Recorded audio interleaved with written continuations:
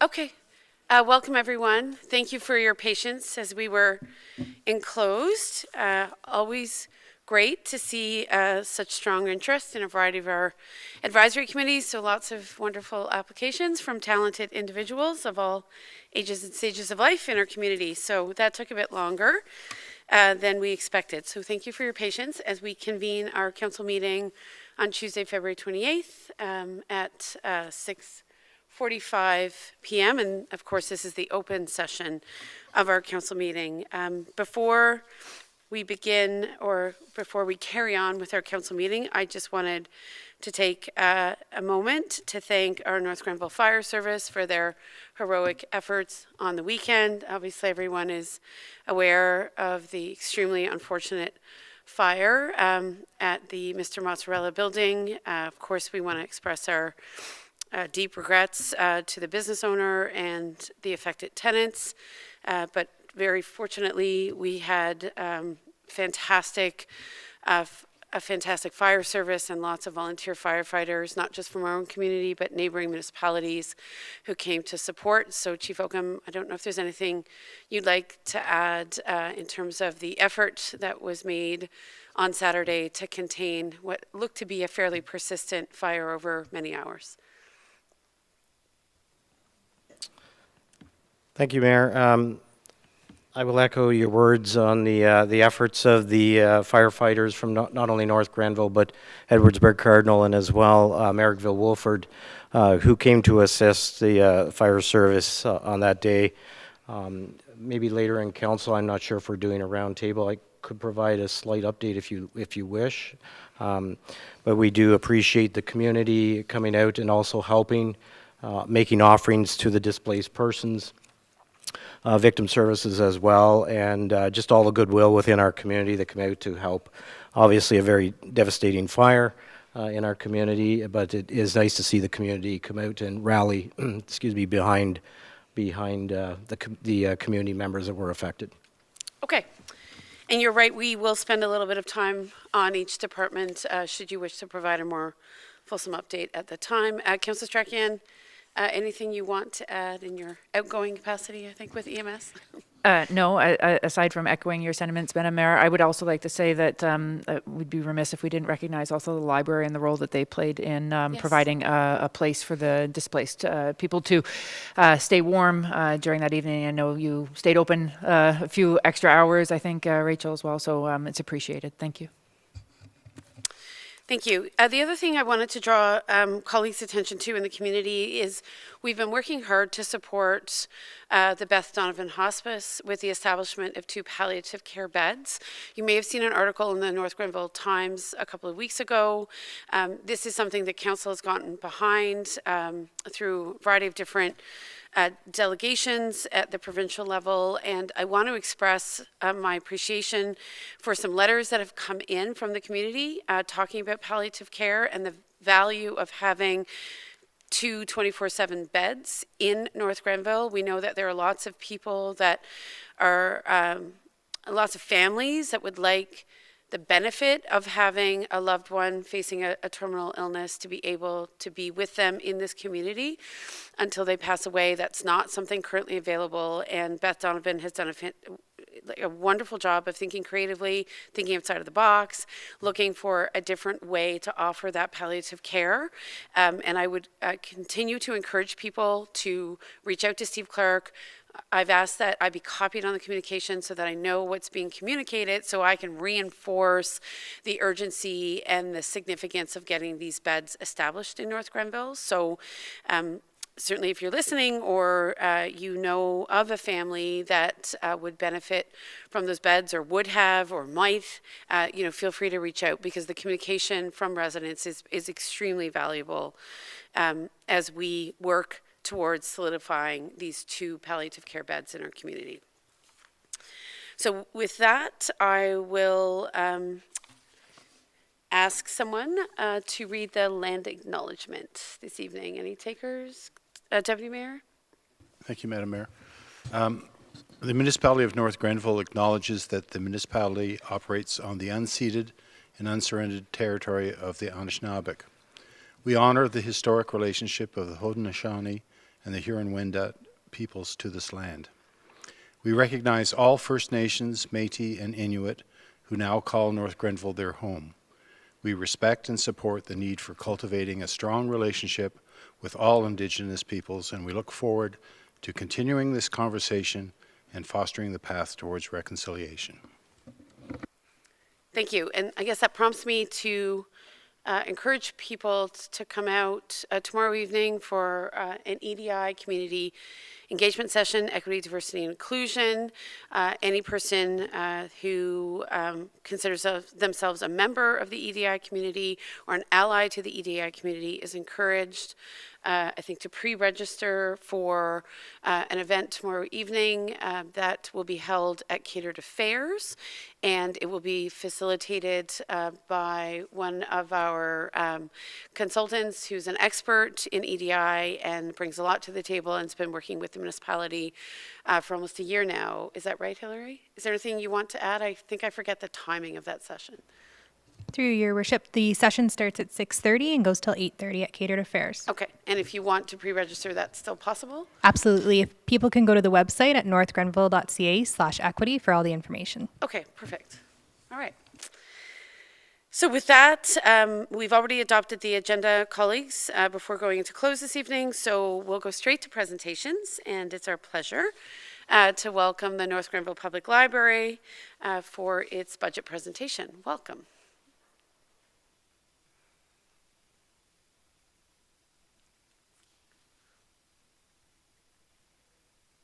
Or you can choose the other one. You can choose the other one if that's easier.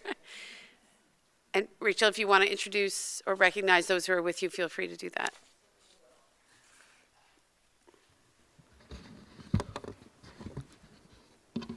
Can everybody hear me? Yep. Yes? Okay. Let me start by saying that I have a small cold, so if I have to stop to clear my throat or have a drink of water, I apologize. But hopefully this won't happen. I have with me tonight, I'm Rachel Brown, the CEO of the North Grenville Public Library, and I have with me our chair, our board chair, Stephen Elliott, and our vice chair, Erica Bruce. And we just went through our elections last week, or the week before. So I'd just like to thank you, first of all, for letting us present this evening. We have just a few slides, and we always look at this as an opportunity to update everybody, tell you what we've been up to at the library, how 2022 went for us in this case. We'd like to present our proposed budget, and then talk a little bit about priorities for 2023. So can we move to slide number 1, please? Okay, I love showing pictures of what's going on at the library. We always have a lot of great stuff going on.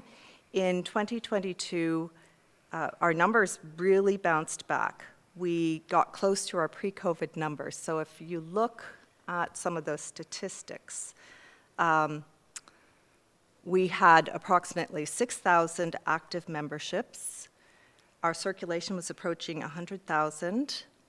Our library visits were approaching 50,000. And this is one area where we are still seeing fewer people walk through the door than in the past, but that number did double from 2021. So we are seeing people come back. Program and event attendance. We've had a really great year in 2022, and you can see about 7,500, and that includes our downtown events, so the BIA events, Busker Fest, Bunny Hop, Old Town Kempville, and I just want to give a big shout out to the BIA because these are wonderful events. They attract people downtown. They're lots of fun, and I hope we see more of them. Well, I know we'll see more of them in 2023. What else happened in 2022? The board did a strategic plan refresh. So this wasn't a comprehensive redo of the strategic plan, but it was just getting a little bit of clarity on our strategic priorities and making adjustments where we've seen some evolution. I'm sure some of you are aware, we had some valued longtime staff members move on, and that's always sad to see them go, because, you know, staff are among our greatest assets. But we also got some great new staff on board, and I'm pleased to say that we have a new children's program coordinator who started with us recently, and so we'll be able to get those kids programs back on track. And info on March break programs is coming at any minute.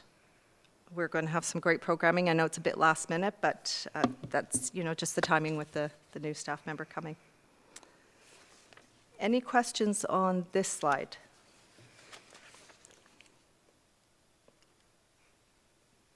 Okay, so yep, here we are at our proposed budget. Sorry, I meant to ask, I know you've been trialing Sundays Yes. for a limited period, and I was curious to know what your feedback was to date on, obviously, in a post-pandemic universe, I don't think you've been doing it for a super long time, but No, can you we've been shed some doing light it- onto that? Yeah, we've been doing it since October, I think is when we Yes. started. And the feedback is good. I always ask staff members to tell me what they hear from people coming in, patrons. And the feedback has been, I really appreciate it because it's the only day I can get here. This is convenient. I can come right after church.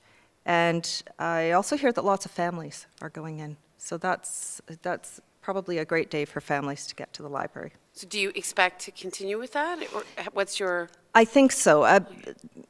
It doesn't make sense to do it during the summer when everybody is out of town, but during the school year, I think there is value to doing it. So I think I would call it a successful pilot.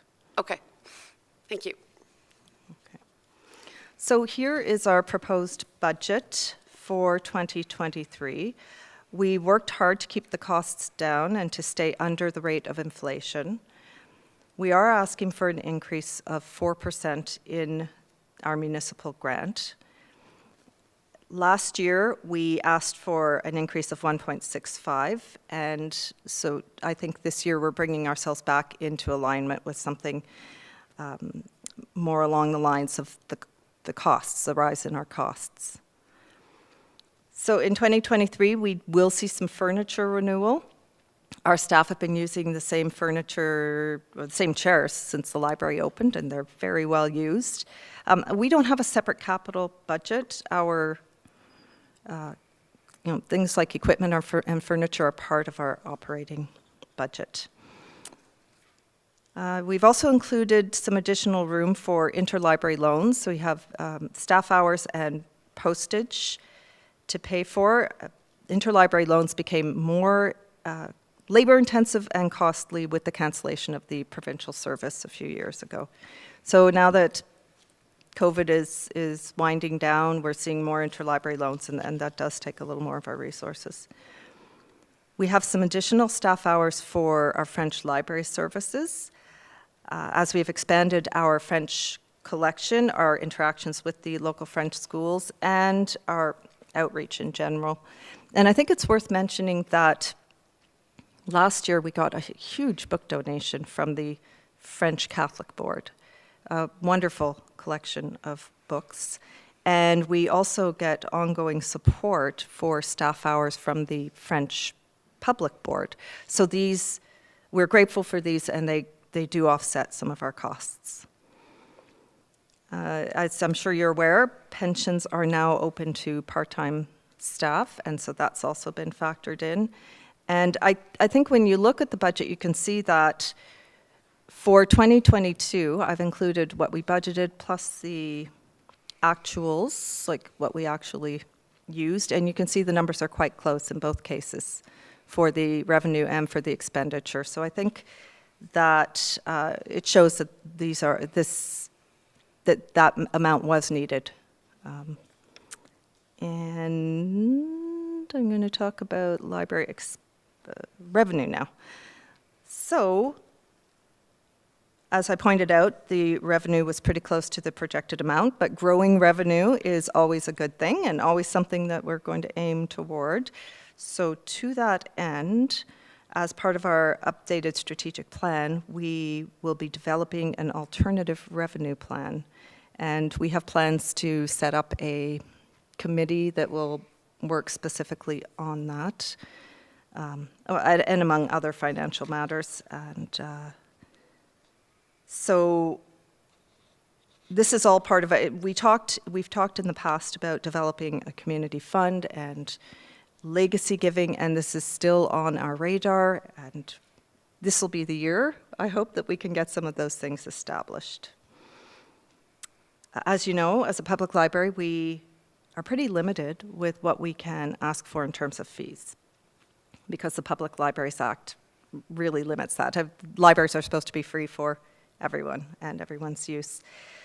But having said that, we project more revenue from fees in 2023, and already I'm getting all kinds of calls for people looking for room rentals, because I think that, you know, obviously with the world opening up, people are looking for services again, so I think we'll see an uptick in revenue there. And also, we started charging for printing again. And this was something that we'd gone to donations because of COVID. We wanted to minimize that personal interaction. Well, we are back gathering fees for printing again. So I think we will see we will see increases in our fee revenue. Does anyone have questions before? Oh, well, let me go. We'll save questions for the end, if you like. Thank you, Jessica. So finally, priorities for 2023. Again, I always love to show the pictures of some of the great things that happened in 2022. We had STEAM programming there, you know, the science and technology. We have our Pride Story Time. We always have so many great things happening, and we plan to do more in 2023. So we are looking to, well, first of all, let me welcome our new board members. We have Councillor Wilson is here. Oh, there she is. Hi. Thank you for joining our board, Councillor Wilson. And we have 2 new board members as well. We have a full work plan for the year, and we'd be happy to share information about our initiatives with the council if you're interested. Examples of things that we are planning to do this year. I mean, we talked about up there, we see expanded collections of programs, making our space more inclusive and vibrant. Well, it's already a vibrant space. And strong community connections, strengthening those even further. So, for example, we are going to be increasing our non-book lending. And that's something that I've spoken with Tammy Hurlbert, about increasing our outdoor equipment lending library. And we recently added a bunch of ukuleles to the lending collection, the circulating collection. So just, you know, books will always be the cornerstone, but also bringing in some of those great items. The disc golf sets that we've been lending out for the last couple of years are hugely popular, and we had to get more of them. So, and people do return them too, so that's good. Something else, we are embarking on an EDI sort of initiative ourselves. We'll be watching closely what the municipality is doing and learn from you. And as our chair, Stephen, has said, we want to do it in a really thoughtful way. So we're not going to rush into anything, and we'll do it incrementally. And I think it's going to be a great experience.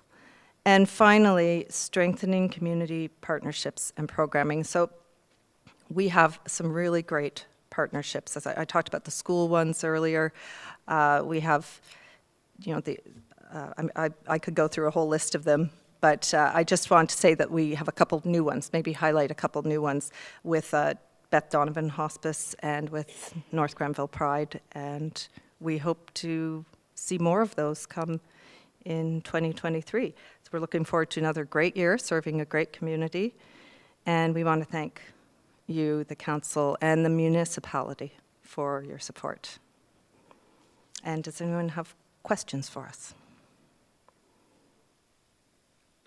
Thank you very much. And I promised Councillor Wilson I would make sure to always look over our screen so I can see her hand. But I don't see one, Councillor Wilson, yet. Have I missed anything? No? Okay. I'll go to Deputy Mayor and Councillor O'Sullivan. Okay. Deputy Mayor, go ahead. Thank you for that report, Rachel. And I notice in your revenue mix, you no longer are anticipating any draw from your reserves. Can you give us a little bit more information on your reserves and Sure. why you're not drawing from them? Yeah. Well, we did have a couple of years of surplus, so we did have what I would call wiggle room. And last year, in order to keep our ask down, we felt that it made sense to pull back a little bit of that surplus that we'd had during COVID. And but it's always important to keep that buffer in there. And something we will be doing with the new committee or subcommittee for the finance is looking at what we're going to do with our reserve. We don't currently have a reserve policy, but that is something we intend to work on.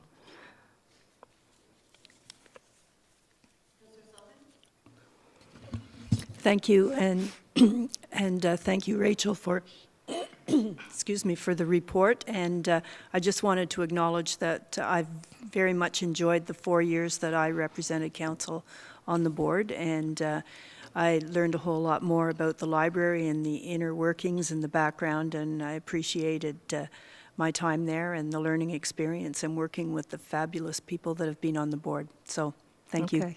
And I'd like to thank you too. You were such an asset and always so positive, and we really enjoyed having you. And I think Councillor O'Sullivan always spoke about the impressive members that were on the board and how high functioning it was and how committed each of the members were to serving the community. So it was nice to hear that things were evolving and your responsiveness to the varying needs through the pandemic and beyond was there, while you continued to focus on some core policies. So it sounded like a really strong relationship. So any other questions, colleagues, in terms of the library budget? I just, we're facing, Rachel, as you probably know, an acute shortage of community spaces as everything opens up. There are some community spaces that are no longer available or already oversubscribed. So could you just remind us if a local not-for-profit wants to access that beautiful room in the back, what is the current fee structure? Like, how do you price those rooms? Yeah, we do have that's a good question. And we do have a document on the website that explains it, and people can always call and I can walk them through it. If it is a program that is open to the public and anyone can go to it, then we consider that programming. And like, for example, support group. And so that is, the space is offered for free because we become in effect part of the social service network in a case such as that. If it's a closed event, then we do have rates for local nonprofits, local businesses, and it's a scale. And again, that's available in a document on site. But always give a call because we can talk about what we can do and yeah. And one thing I will say is that our program room, it is a great room. It is in demand. So, and we do whatever we can to accommodate people, but there will be times when we won't be able to. And then finally, we know that youth, among others, were sort of hanging in and around the library during the pandemic, and you did a great job of making your broadband available, right, so that people could connect to the internet, particularly kids who might have cell phones but no data plan, so they really needed that wireless connection. How are you, what's your observation around how youth are using the library at the present time? That's a great question, especially with the youth committee that's going to be getting underway soon. We are definitely seeing the kids come back, and they are using the space respectfully, and sometimes it's just a gathering place to meet with their friends. Sometimes they get on the computers and they use them, or they may sit there and flick through their phone. But it's, that things evolve over time, and you get different groups coming through the library, and I would say we have a really great group that's making use. And if I can actually just tell you one quick little story, we also have what we call the Friday afternoon crew. There's a group of kids who come from École Rivière-Rideau, and they come down and they get books out and they hang around and they have a really good, on their own. They're coming to the library because it's a cool place to go. And then, you know, they meet up with their friends, and then their parents come and gather them, and it's a really positive environment and a positive sign when kids are going out of their way to come. Well, given how the culture of reading has changed, right, and so much is digital now, it's nice to see that the library is so well utilized. Councillor Strachan? Thank you, through you, Madam Mayor. Thank you very much for the presentation, Rachel. I think it's great to hear that the Sunday programming has been popular. I know there was a lot of talk about it, so it's great to see that people are showing up as well and that families are using it. Are you planning on keeping those hours by offsetting it with other evening hours, perhaps when it's less used, or that there's fewer attendees of the library? During COVID, we obviously closed completely at different times. And then when we started opening up again, we stayed open till what formerly was 9 o'clock. We scaled that back to 7. And thus far, we haven't seen a need to open up past 7, because people, I don't know if anyone else has noticed it, but people are going out less than they used to in the evening. And that could change down the road, but that's, you know, 3 evenings a week where the hours have been scaled back. Yeah. Okay. If there's nothing else from council colleagues, not seeing anything, then we will move on. And thank you very much, Ms. Brown. We have a recommendation, council, that council receives the North Grenville Public Library 2023 budget presentation. So I'll look for a mover and a seconder. Councillor Sullivan, Councillor Strachan, thank you. Seeing no other comments or questions, I'll call the vote. All in favor? Okay, thanks for being here this evening and for your excellent work. We look forward to hearing more in the future. All right, so the function of tonight's meetings, colleagues, is very much the draft North Grenville 2023 municipal budget.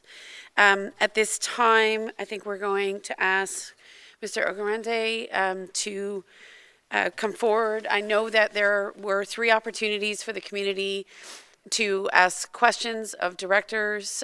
2 were in person, 1 here at the municipality, 1 in Oxford Mills, and 1 virtual. Through our virtual session in particular, we got some questions that we thought would be useful for Mr. Ogunrende to flag. And I know I also have an update on our county's budget. Last week, County Council did recommend that we proceed with the budget, County Council budget, with a proposed tax rate increase of 6.85. That's down almost 4 points from the original draft budget, which was much closer to 10%. And of course, I'm talking about the County Council budget. So with that in mind, I know, Mr. Ogunrende, that will affect and in fact reduce the overall tax rate increase in North Grenville. So just something to keep in mind, colleagues, if you have any other questions or inquiries around that. But before I go to Mr. Ogunrende, I just want to ask our acting CEO, is there anything you'd like to say before we get into the crux of it? Thank you, Your Worship. Mr. Ogunrende is going to run through the questions as posed by members of the public at the 3 individual sessions. We have about 5 or 6 items for discussion and recommendation, and I would think after the CFO is done, we can enter them at that time. Okay. And Council, those recommendations are presented this evening in your package so that we can go over those after Mr. Ogunrende's presentation. All right, welcome. Okay, thank you, Your Worship. So I have a very quick presentation this evening, just to go through some of the feedback that staff received at the public engagement sessions that were held last week. So the first question that we got was about the increase in employment costs for 2023 when compared to 2022. And staff responded on the night that salaries and the benefits line grew by about 12.5% year over year. and it was due to three main factors. The first being the merit increases that are included in the employment contract of staff, the cost of living adjustment, which was pegged at 3% in the budget, as well as an organization restructuring that happened mid-2022 that allowed for certain staff to have increments in salaries as a result of increased demands and tasks and responsibilities to their jobs in 2022. And the objective for this was to improve service delivery as well as improve service levels across the municipality. The second question we got on the night was regarding the impact of Bill 23 and changes to development charges on municipal revenue. And staff responded that we expect to see some changes and decreases in our DC revenues going forward in the future. But this budget for 2023 has not incorporated what we expect those decreases to be. So staff will continue to monitor the situation going forward and report to council. We do, however, expect that when the new assessments come in, some of these decreases will be offset by the potential increase in revenue from the tax base. The third question we got on the night was a resident wanted to know about some of the examples of contracted professional expenses or services. And staff had referred the attendees at the meeting to slide 16 of the 2023 budget presentation that spoke to the different types of contracted professional services contained within the budget. And that response seemed okay, as there was no follow-up question. The next question we got was concerning the cost of the Kemptville campus on slide 22. So slide 22 actually speaks to the municipal debt portfolio. And number 2 on that schedule is actually the principal and interest cost on the mortgage associated with the Kemptville campus. So staff responded on the night explaining that the principal and interest cost for the Kemptville campus is on that schedule because the loan was actually acquired under the name of the municipality. However, the principal and the interest costs are recovered from the Kemptville campus operations so that the tax base does not bear the cost of financing that property. And the final question we got on the night was asking or inquiring about how many attendees were not part of city staff on the call. And staff responded to that inquiry by confirming that there were 4 people who were not municipal staff who were on the call that night. So just giving a bit of statistics, the first session we had 0 attendees, the second session we had 0 attendees, and the third session, which was the online session, we had 4 attendees that were not municipal staff. Happy to answer any questions before I turn it back to Director Dunlop. Okay, colleagues, anything in terms of Mr. Ogunrande's report? Mr. Ogunrande, I know that we had a quick chat before this section of the meeting where I was asking you to do some quick math on the impact of the reduction in the county council tax rate increase. So I think you factored it in at just under 10 or at 10.5, is that right? It was at 10%, Your Worship. 10%. So with that almost, so that is now at a 6.85.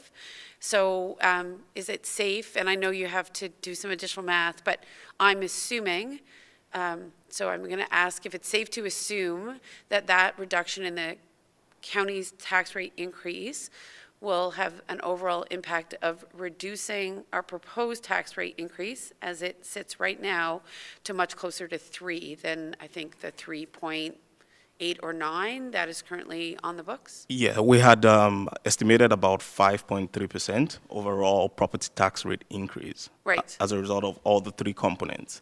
But with the news of the decrease of the county taxes, I think it'll be a safe assumption to say between 3 and 3.5%, just in case, because there's always ups and downs when we factor in these calculations. But it will certainly bring down that assumed 5.39% to way lower than what it Okay. is currently. So it will drop it notably. That is correct. Okay. And thank you for correcting me. So the proposed municipal tax rate increase was 3.87. 3.87, but the overall impact when you figured in the original proposed tax rate increase at the counties pushed it above 5, right? That is In terms of the impact on the That taxpayer is correct. overall. Yes. So with the change in the county's tax rate increase going dramatically down, you are now estimating that the overall tax rate increase would also be significantly lowered That is here correct. in North Granville, correct? That is correct. I've stated that Yes. fairly credibly? Yes. Okay, thank you.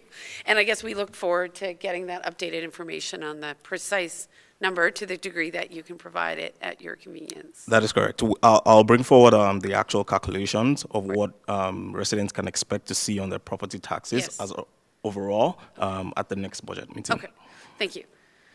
Okay, great. So then I'll just look to council colleagues. Any questions on what Mr. Ogarande has presented? I think we will note that obviously we're hopeful to get a little more engagement at our community sessions or our budget sessions. With one here, I think there was one in the afternoon at Maplewood Hall. There was one in the evening here that had been scheduled, and then one virtual. It's obvious that I think some people really appreciated that virtual option because we had over 10 registrants. In the end, only 4 people did participate. But I think we look forward to next year, and hopefully there will be a little more interest in this budget process. But appreciate that staff made the time to come out and be available for those questions. Seeing nothing else, I'll turn it over to Acting CEO, Ms. Dunlop, to walk us through some of the additional adjustments. Thank you, Your Worship. So in your package this evening, you do have 7 recommendations or requests for direction. Shall we walk through them one by one? Maybe the easiest way to do it. The first is that council approve the draft 2023 water and wastewater operating and capital budgets. As you all know, the water and wastewater operating and capital budget are a silo. They are user fee based. The budget, as required by legislation, does represent a balanced, sustainable approach with no proposed increase in user rates. And I'd be happy to answer any questions in regards to any of the items under the water and sewer budget. Great, thank you. So any questions, colleagues? You'll recall that there was a fairly thorough walkthrough of the operating and capital budgets a couple of weeks ago. We know how hard our Public Works Department is moving towards that first expansion of the treatment plant, which has been in development for many, many years now. And I think your colleagues are very excited to get that moving, if I'm not mistaken, Ms. Dunlop. So I'll just look to see if there's anything. There isn't. So with that in mind, do you want respective motions for each of these? That makes sense? Okay. So then I'll look for a mover and a seconder, Deputy Mayor. Seconder for the water and wastewater operating and capital. I'll need a seconder. Thank you. Councillor Wilson. So not seeing questions or comments, then I'll call the vote. All in favor, please. Good. Thank you. And Ms. Dunlop, maybe you can just, while you're at it, I know that you're very close, I think, to going to tender on that first phase of expansion. Could you just elaborate a little bit? Certainly, Your Worship. We are ready. We hope to be out either late this week or sometime next. We're just checking the document again. We have pre-qualified for 6 general contractors, and we will be circulating that document out as quickly as possible within the next 2 weeks. Okay. And of course, we are emphasizing that any expansion to the wastewater treatment plant is not a burden to the general taxpayer. It is very much generated by development charges and user fees, correct? That is correct. For the correct. users of a town water system. So no impact on rural residents. That is correct. Or even town residents who are not on town water and sewer. Yes, it is a development charge product as well as user fees. There will be some debt financing required as we go through this large expansion. Okay. And then the new capacity that gets created through this first phase of expansion, when would one expect to see that online? Thank you, Your Worship. The commissioning will take place roughly 3 years from now.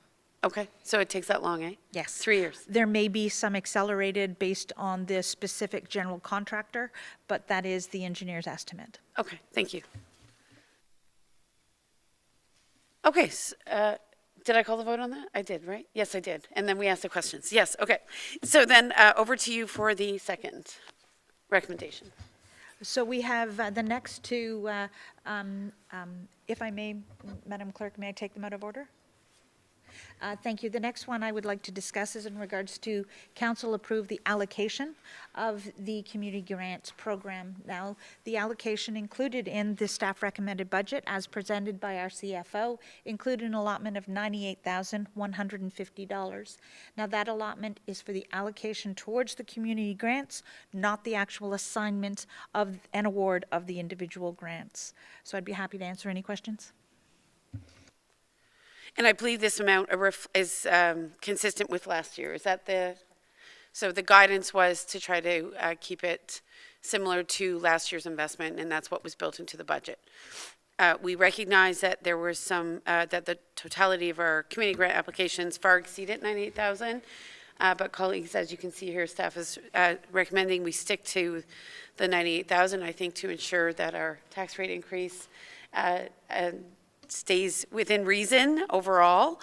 So I'll look for any comments or concerns in regards to this recommendation. Deputy Mayor? Just a comment, having applied in the past before being on council to the community grants program, it used to be 10,000. I think we increased the annual budget to 15,000. So we've come a long way in terms of supporting community activity. So 98,000, people might be disappointed given that there was well over $250,000 worth of asks that were landing at 98,000, but in the last 7-8 years, it's certainly increased. Good, that's a great point. Thank you. Anything else, colleagues? I know that there are some items where we tried to work creatively to respond to some community need, and applicants that didn't quite necessarily fit the community grants program as currently conceived, so we'll be happy to discuss that. But for now, I'll look for a mover as seconder. Oh, you want to ask a question? Go ahead, Councillor Strakian.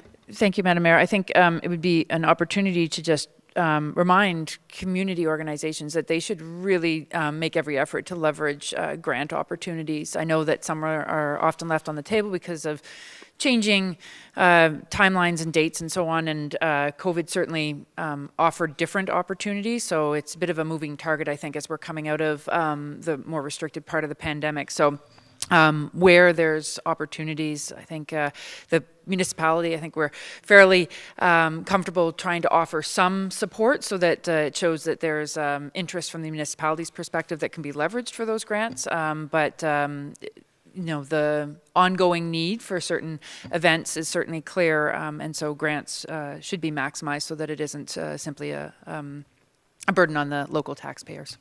Thank you. And I think we've seen some success with that with previous applicants who have been able to signal and leverage, you know, certainly some municipal support with Trillium grants and certainly other contributions from the charitable sector. So it's nice to see. Okay, so we'll look for a mover or seconder for the community grant allocation, colleagues. Councillor Strakian, any seconder? Okay, I'll take Councillor O'Sullivan. Any further comments here? Seeing none, I'll call the vote. All in favor, please. Okay, great. Next, I'll defer back to Acting CEO. Thank you, Your Worship. The next three items for discussion are items that have been raised as part of the community investments and ongoing support that this council has provided through previous budget years. The three items, we will start first with a BIA ask. We had an additional funding request above and beyond the 50,000 of small business support that is provided to the BIA on an annual basis, but there was a request for 65,000, which includes a $25,000 allotment towards the Busker Fest and some additional programming and strategic plan. So that is an item that council we are asking for direction and discussion on. Okay, great. Colleagues, again, this is not part of the community grant applications. The submission from the BIA came in separate and apart, and as we know, our BIA is an extension or an entity within the municipal framework, if you will. So this is treated separately, and we are looking for direction tonight on your comfort level.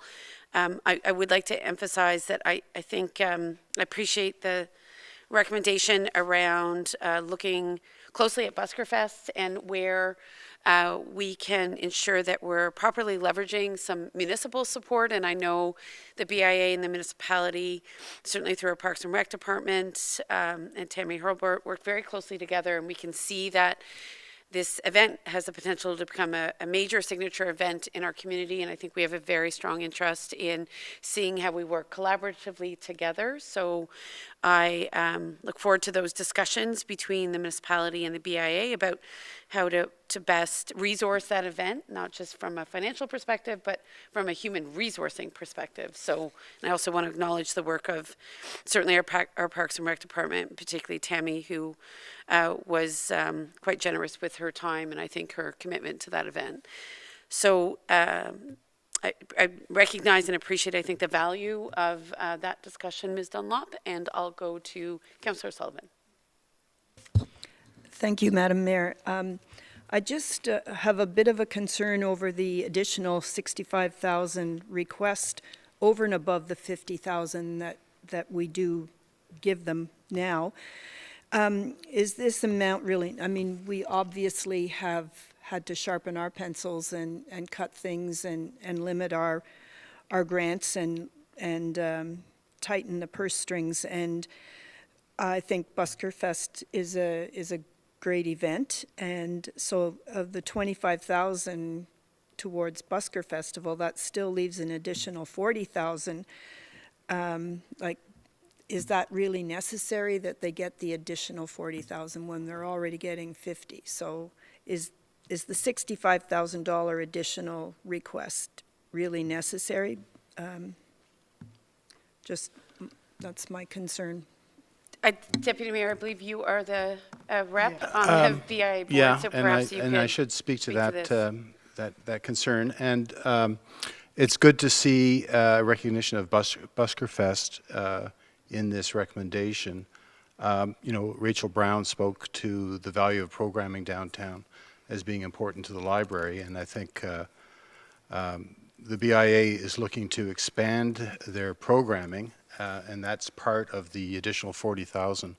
But also part of that 40,000 is a strategic plan development, which I think is fundamental to the sustainability, the future of the BIA. I think it's very important that they look at how to organize themselves over the next couple of years, in particular looking at expansion. So that portion of the 40 was 15,000.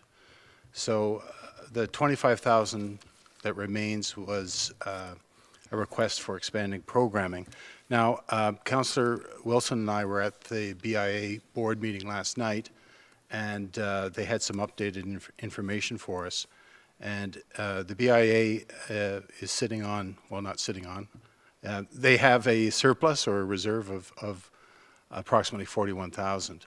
So if council is looking to reduce the grant to the BIA, I would suggest that the BIA could do some of that additional programming using their own resources. Maybe not all of that 41,000, but half of that. So if we're looking at 15 plus 20, 35, I don't know, maybe reducing that ask by about $20,000 might be in the right direction. They might be able to still do the same programming, but just be less of a demand on the general taxpayer.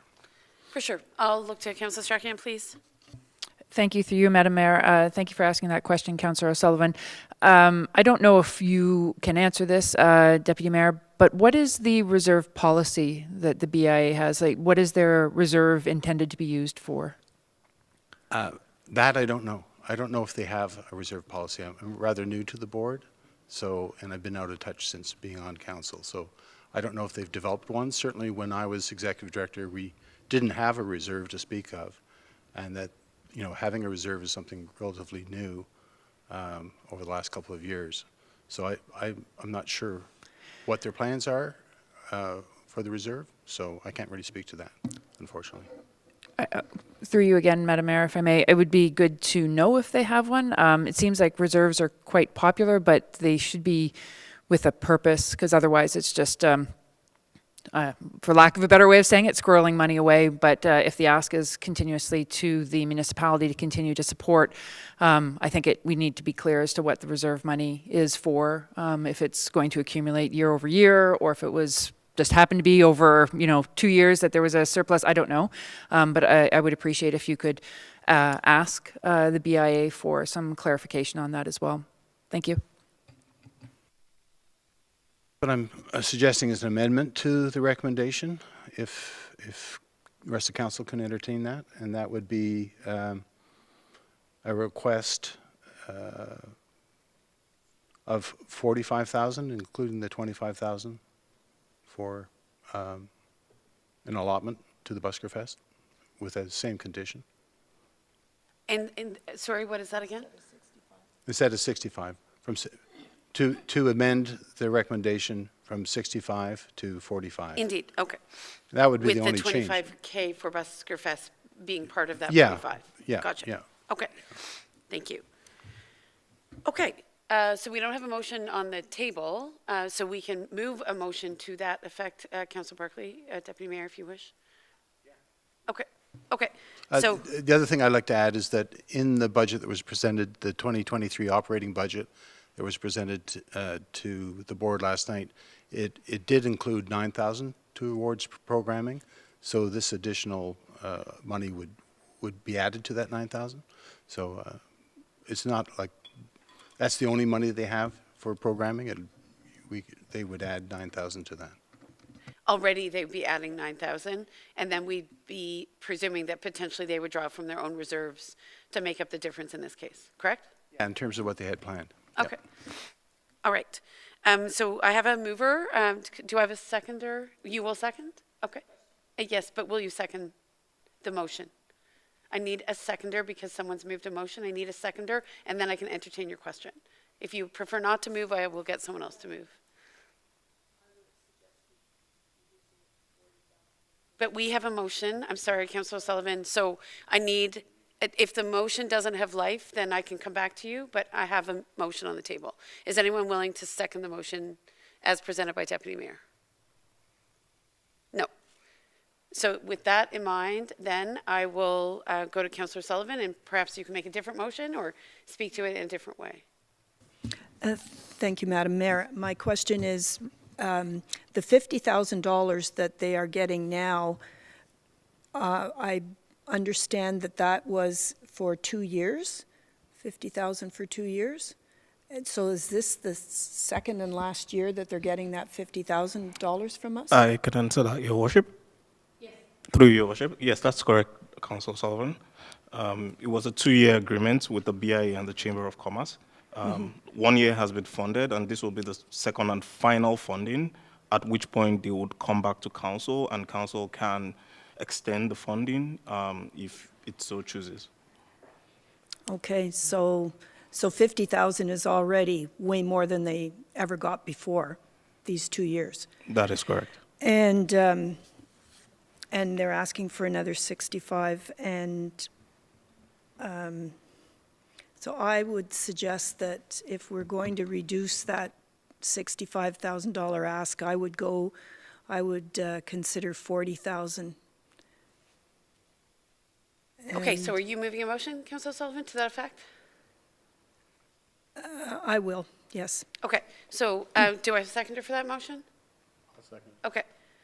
Okay, so then, so the difference is 5,000. So we have a motion on the table now that takes us to $40,000 in support.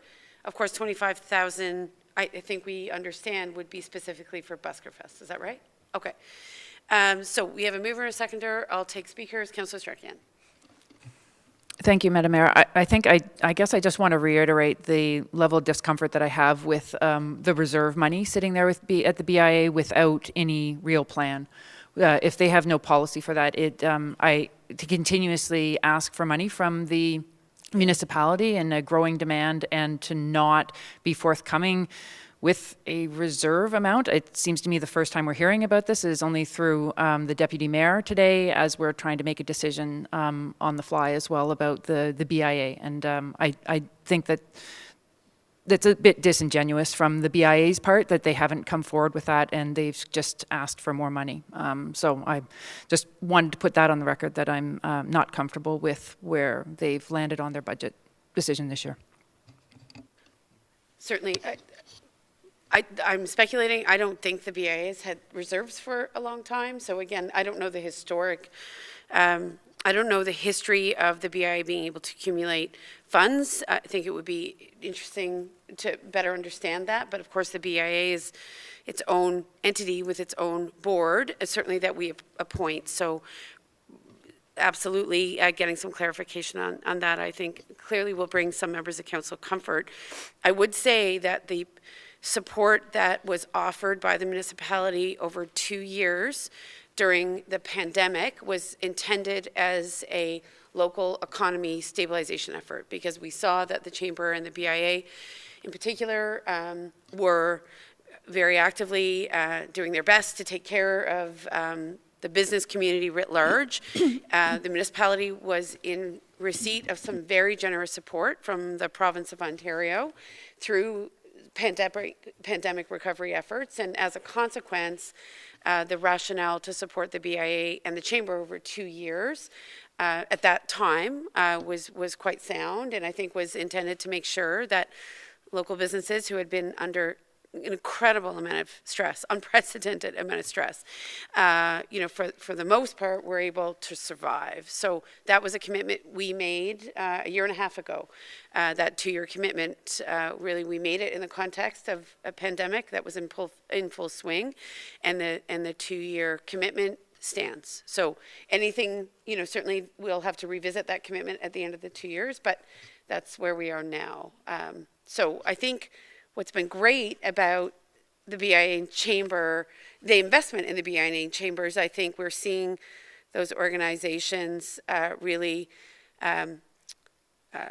coming to terms with how do they best serve the community, especially now that we're coming out of the pandemic.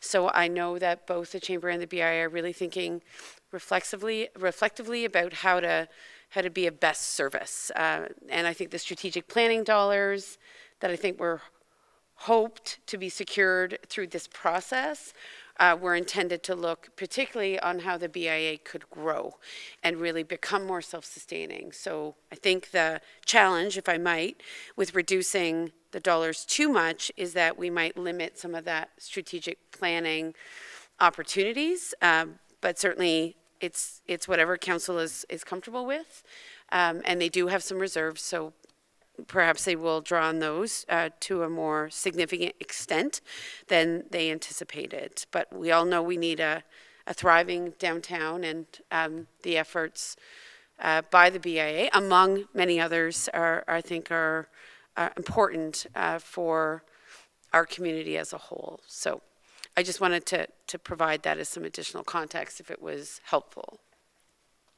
So we have a motion on the table for the $40,000 in support, and I'll just recognize Councillor O'Sullivan again. Thank you, Madam Mayor. I just think it's important that the BIA and Chamber of Commerce are aware that there is no guarantee they're going to get the $50,000 beyond this year, and that they plan accordingly with their budgets. So, and they're going forward. So, just make sure that I think we need to make sure they are aware of that. I wasn't able to, I didn't hear the first part of what you were saying. Apologize for that.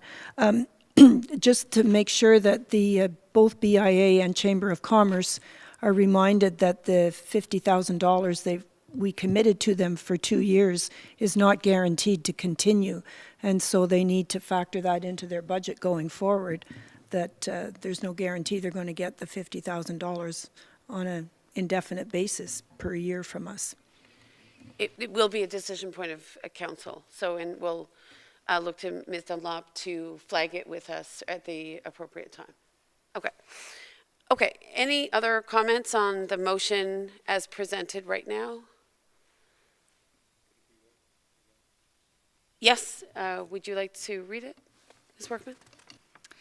Be it resolved that council approve the additional funding request from the Old Town Kemptville Business Improvement Area for $40,000, which includes a $25,000 allotment for the Busker Fest, conditional on a management agreement between the municipality of North Grenville and the Old Town Kemptville Business Improvement Area.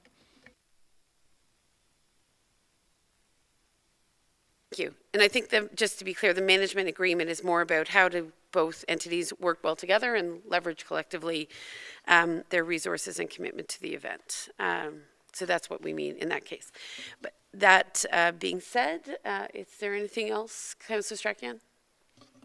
Thank you, Madam Mayor. I think to add to my previous comment, and not to make it sound quite so negative, I'm not against supporting the BIA, and I'm not suggesting that the programming that they've put in place wasn't worthwhile. I think I've attended pretty much all of them, and I think myself and my family have enjoyed them immensely.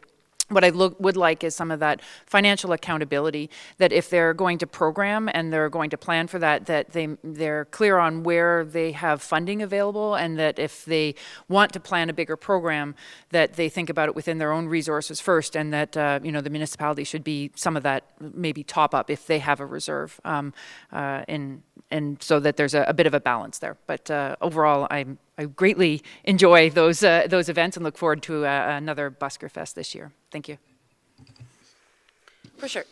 Okay. Motion's on the table. It's been moved and seconded. I see no other comments, so I'll call the vote. All in favor? Okay. So that motion carries in its amended form, and we look forward to some great work and important conversations with the BIA. So I'll ask Ms. Dunlop to continue on. Thank you, Your Worship.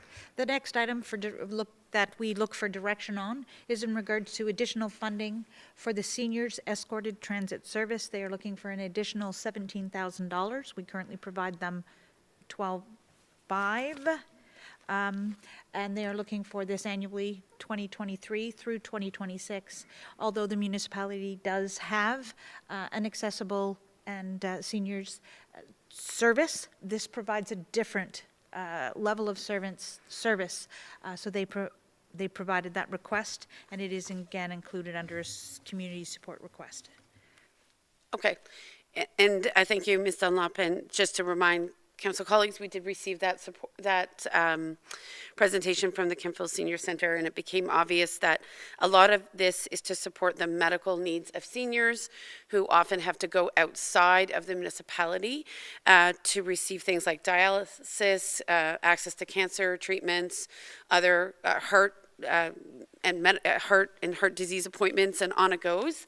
So what became clear, I think, is that, to Ms. Dunlop's point, our internal municipality of North Grenville service does not adequately meet the needs of some of our vulnerable seniors who require transportation outside of our municipality for crucial medical appointments.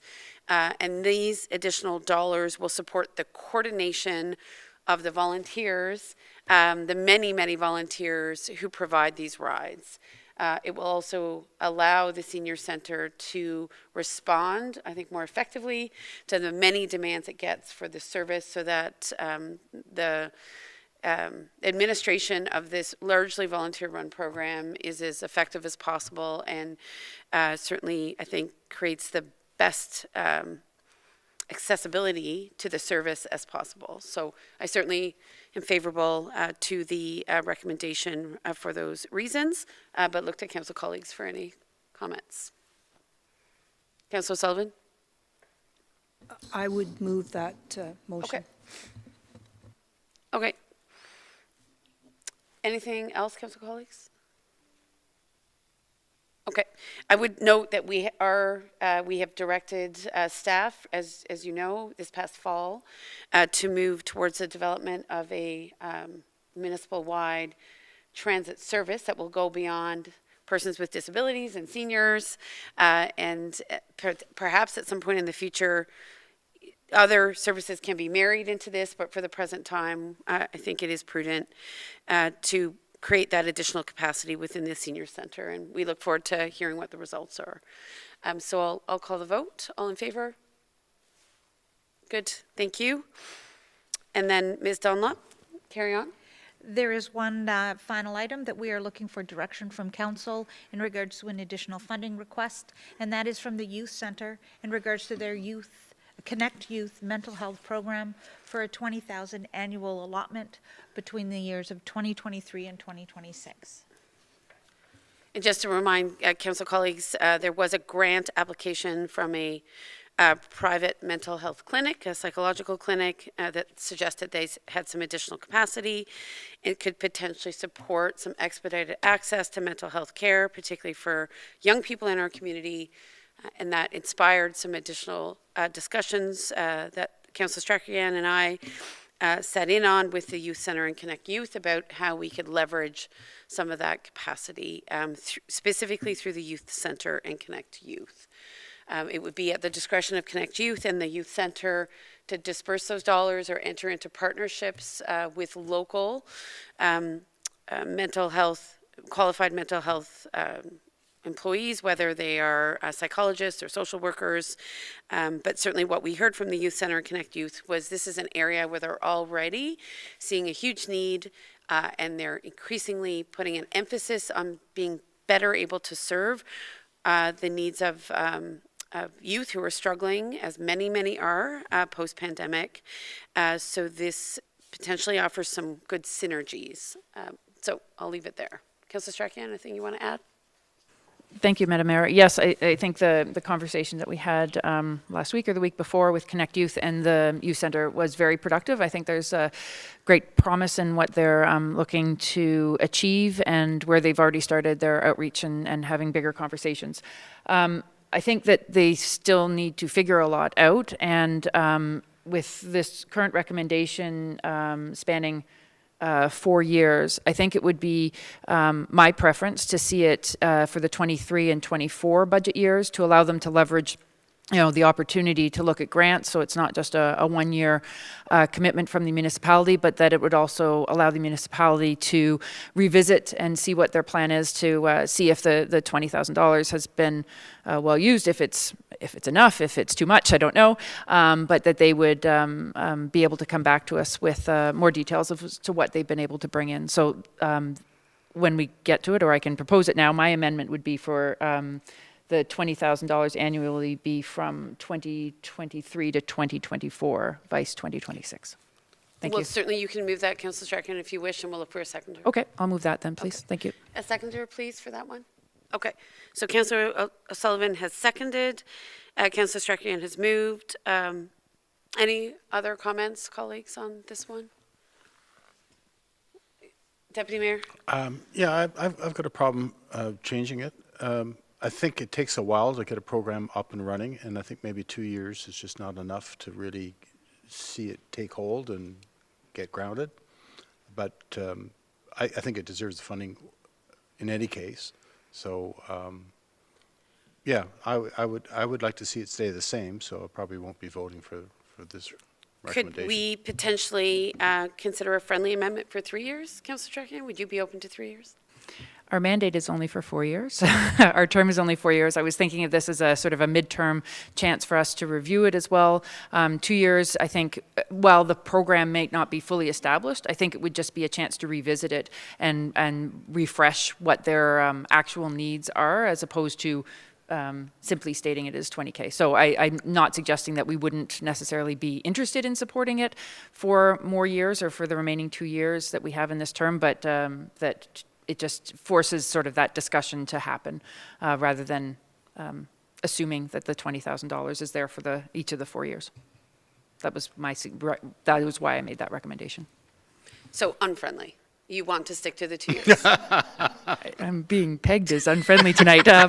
No, not unfriendly, just a rebuttal.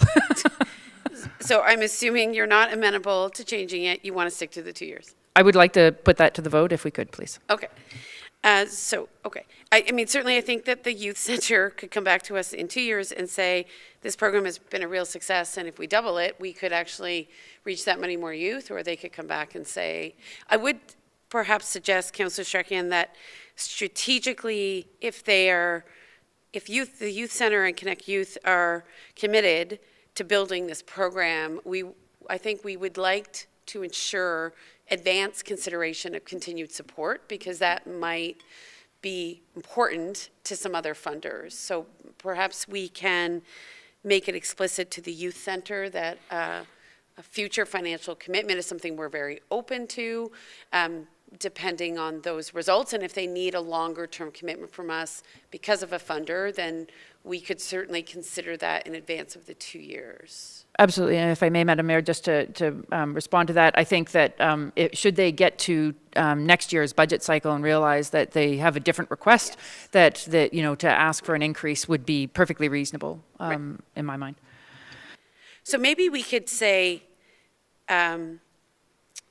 program for $20,000 initially, right, for 2 years, sort of suggesting that we believe that if the program is successful, we would look forward to continuing our support. So are you open to the word initially versus annually? Is that friendly enough? That's friendly enough, thank you. That's good. Okay. So with that in mind, I'll recognize Councillor O'Sullivan. Thank you, Madam Mayor. Just wondered, is this agreement, is it for one particular service provider for the psychological services? No, in fact, we are leaving it to the exclusive discretion of the Youth Center and Connect Youth to determine how to make those services available. What we learned from the grant application process is that there are clinics in our community, they are privately operated, that do have some capacity and could potentially respond to some urgent mental health needs of our youth, but we don't want to predetermine those relationships, and we really leave it to the discretion of Connect Youth and the Youth Center to figure out how to certainly forge those partnerships, if you will. We should also note that Leeds and Grenville Children's Mental Health, which is a publicly funded agency, is a very important player here. They often meet the initial and acute needs of youth in our community, but unfortunately families are often faced with very, very long waiting lists, and they aren't able to continue any mental health care in the short to mid-term. So as a consequence, the reality is I think we're looking to create a bit of a stopgap or a bridge between Leeds and Grenville Children's Mental Health and what the Youth Center and Connect Youth could provide. And I know, Councillor Strakian, you weren't in the conversation, Councillor Sullivan, because you were away, but the Osgoode Youth Association, if I'm correct, has a very successful rural-based model of having a mental health worker on site, according to Councillor Strakian and some of her context for that center, and it's been very successful and well supported by the City of Ottawa, among others. Okay, thank you. And just to add to that, so we've made the contacts between the two organizations as well for them, and OYA has extended, the Osgoode Youth Association has extended an invitation to KYC board members to come and visit, see what space they have and how they've gone about it, so that they could talk in more detail about how they came about the solution that they have in place and so on. So I think that there's opportunity to learn from how they've established things as well in a rural context as we are. Thanks.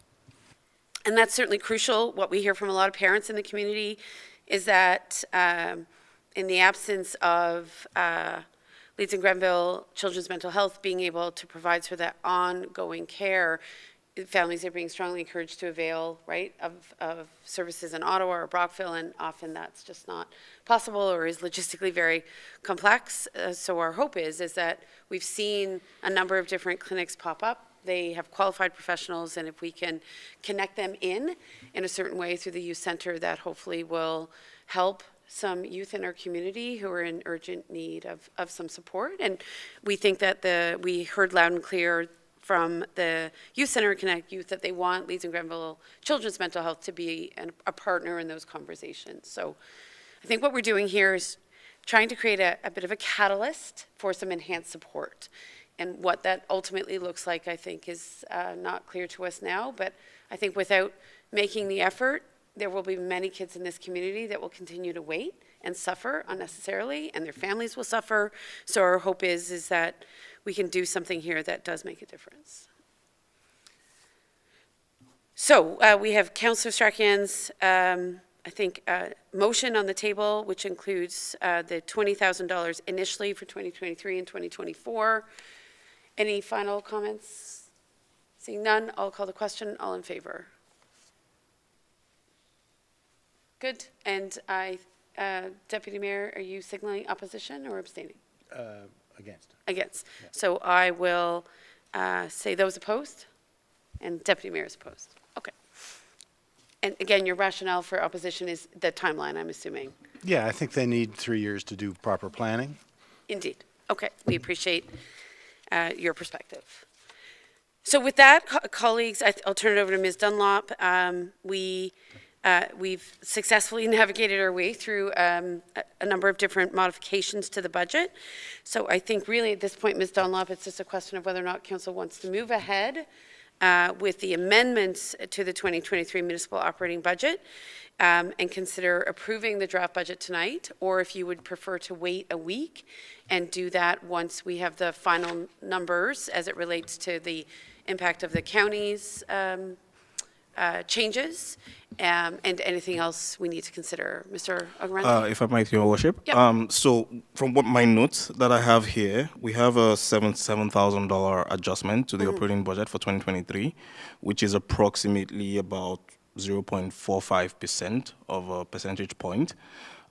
So we'll need further direction from Council as to the funding of this additional request. Indeed.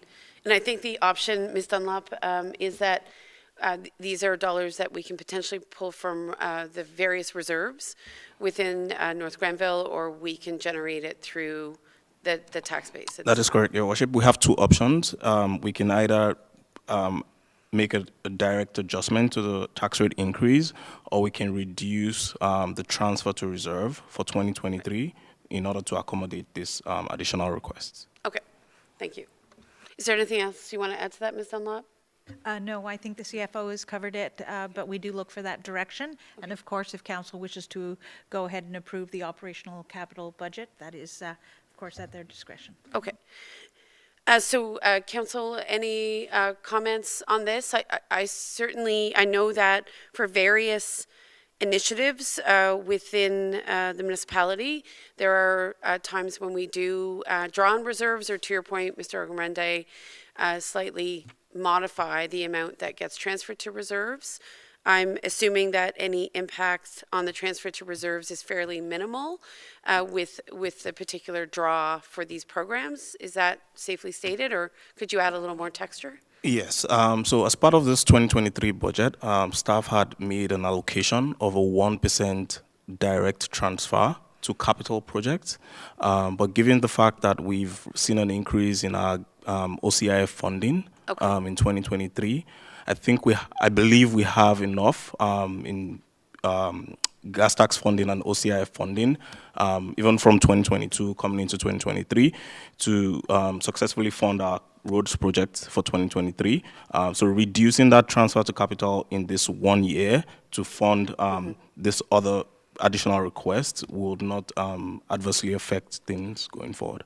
So in fact, the impact is negligible from what I'm hearing. That is correct. And our OCIF, which is the investing in Ontario... The Ontario Community Investment Infrastructure Fund. Can you confirm the allocation for 2023? Do you have it? I believe it's about $700,000. Okay. Thereabout. So quite significant. Yes. And last year, was it all... I believe last year it was doubled, if I'm not mistaken. Yes. Right. So in 2021, we had about 250,000. Okay. And then in 2022, we had about 600,000. That Okay. was where the double happened. Okay. And then in 2023, it increased by about 100,000 to about 700,000. Okay. So that clearly creates some flexibility. That's correct, Okay. Your Worship. So by modestly reducing the transfer to reserves, we in no way compromise our public works projects for this year. That is correct, Your Worship. So, Council, you have that context. Would anyone like, certainly my comfort level would be to just slightly modify the adjustment, the transfer to reserves, but I open it up to others. Yeah, no, I'd be in agreement with that, but I lost the dollar figure. What's the figure that we're looking? No, the total for The the total, community. the total adjustment, Sorry. It's 77,000. 7,000? 77. 77,000, thank you. Okay. Any other comments, colleagues? So do you need formal direction, Ms. Workman or Ms. Dunlop? In terms of the, okay, Yes. you would It- prefer, because- yes, Your Worship. Because it will be an adjustment to the budget. Right. If council is to approve the budget as it is, we'll need that direction. But if council directs us to go back Yes. and make the changes, then we don't need to. okay. Okay. So, council colleagues, let me just test your appetite. Do you have a willingness to approve the draft budget with the adjustments we've discussed and approved this evening? Would you like to do that tonight, or would you like to defer consideration for a week? I don't see that we're going to necessarily have more discussion in the next week, so I think there's likely some prudence to just proceeding. But if there's anyone who strongly disagrees, please advise. Okay. So with that in mind, Mr. Oguerende, if we provide the direction to take that $77,000 from the anticipated reserve draw, because we have received notably more money through the Ontario Capital Works program, infrastructure program, then it looks like I can look to council for a motion to pass the operating and capital budgets as amended. Okay. Does anyone want to move that then? Deputy Mayor? I need a seconder. Councillor, okay, I'm going to take Councillor Wilson, because I've been watching for that hand, Councillor Wilson, I assure you. Okay. So any final comments on the budget as presented? I guess the one thing we don't know is ultimately what that percentage is, right? Because you haven't done all of the math to configure the lower tax rate increase. That is correct, Your Worship. Okay, but the current municipal tax rate increase is at 3.87. 87. And we know that the county's tax rate increase was at 6.85. So certainly, in our own municipality, we've done a fairly good job of keeping the tax rate increase to half of what inflation is now within the municipality of North Grenville. Of course, at the county's level, due to multiple pressures, including a significant expansion of a long-term care home, forthcoming investments in County Road 43, and some very significant pressures on paramedic service, there was a need at the county council table to look at a higher tax rate increase, and that is what it is. So certainly by virtue of the kinds of responsibilities the county's council has, there were other considerations, but here at home within our own municipality, the 3.87 is what we landed at. So we have a motion on the table. Is there any last comments or questions in terms of this budget? I see Councillor Strachan and Wilson conferring. Are you guys good? Okay, then I'm calling the question. All in favor, please. Okay. So it is my daughter's 13th birthday, so I'm glad we could be productive this evening because she's not very happy that I'm missing her birthday. So I'm glad we can get some work done. Yes. Madam Clerk, was that for ops and capital? I intended it. Oh, they're separate budgets. Gotcha. Okay. So I think we were passing the operating first? Yeah. Okay. So then we'll move to capital, correct? Yes. And to be clear, the transfer from reserves that we were speaking of was within the context of the operating budget or That the is capital correct. budget? That is correct, Your Worship. Operating? Yes. Okay, great. Okay, so then let's move on to the capital budget. Looking for a mover and a seconder. Deputy Mayor? Councillor Strachan? Any discussion on this? Of course, we received a fulsome presentation a couple of weeks ago, and it was discussed at length during our virtual community engagement session.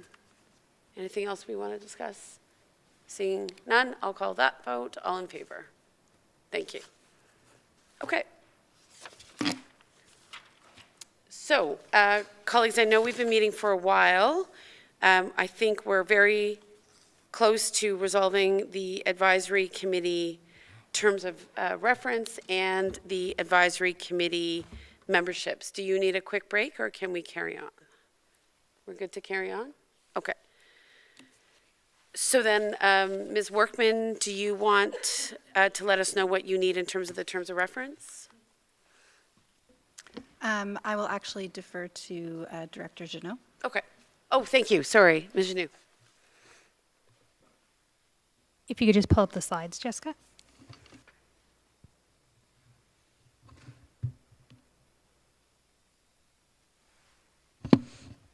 Okay, through you, Your Worship. So this is just a follow-up from last week's session when Council provided some direction on the committee terms of reference. Next slide, please. So just as a reminder, 13 committees are proposed. That includes 10 in the green that were established in the previous term of council, and then the 3 in the blue, which would be new committees. Next slide, please. And the 3 new committees, they do have new terms of reference that were based on feedback we'd received from the community and through various processes, and then as well based on community best practices in other places as well. And we would ask council to direct staff to solicit applications for these 3 committees, as well as the Property Standards Committee, and in addition, the Heritage Committee, which I believe we're still looking for a few extra faces to join. Next slide, please. So the changes that were included based on council's feedback last week include the option for virtual meetings in all committee terms of reference, adding a councillor member to be a co-chair in all committees, changing the youth membership to be 14 to 21, adding development of the economic development strategy to the mandate of CDAC, and adding minority faith-based and spiritual group members to the list of equity-seeking groups. Next slide, please. And that is the recommendation.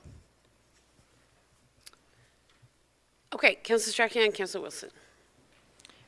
Could you back up a slide, please, through you, Madam Mayor, if the clerk could do so, sorry.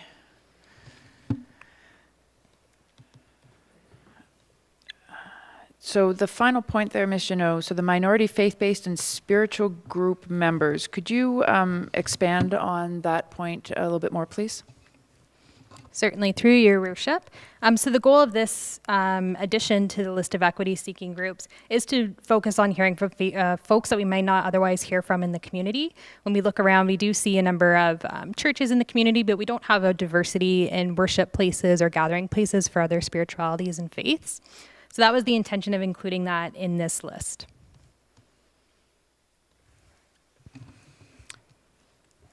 Okay, thank you. Thank you. Councillor Wilson? Through you, Madam Mayor, that was my question also. Okay. All right. Councillor Sullivan. Thank you, Madam Mayor, and through you to Ms. Janot. I'm wondering why the word minority is there prior to faith-based and spiritual groups. To me, it sounds like it's excluding majority groups. So I would propose that the word minority be removed from that and just have faith-based and spiritual group members. Through your worship. So as I mentioned, the intention there is to hear from folks we may not otherwise hear from or have at most tables. When we look around our community, we know our churches, predominantly Christian faiths, play a very large role in our community. So if you look at the list of the groups that are otherwise included on the committee for the EDI committee, we are trying to hear from those folks who we don't normally see at the table. So as far as we know, we don't have any other more diverse places of worship or gathering places. So this is the intention, to hear from those folks. Okay, thank you. I would still propose taking out the word minority. None of the other groups have such an adjective limiting to their groups, and we do have various other groups in North Grenville. So I would take out the word minority. I wonder, Councillor Sullivan, if we might be able to say a diversity, because I think that's partly the point, is that if we are considering the inclusion of spiritual and faith-based groups, we want a diversity, right, of religions, right, represented.